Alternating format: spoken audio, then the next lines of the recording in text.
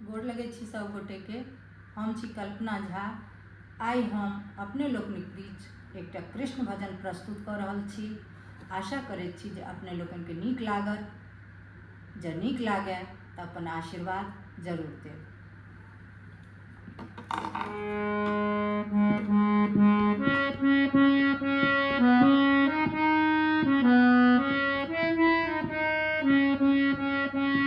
रही रही जिया ललचाई हो, मुरलिया के धुन सुनी। रही रही जिया ललचाई हो, मुरलिया के धुन सुनी। मुरलिया के धुन सुनी, बांसुरिया के धुन सुनी। मुरलिया के धुन सुनी, बांसुरिया के धुन सुनी।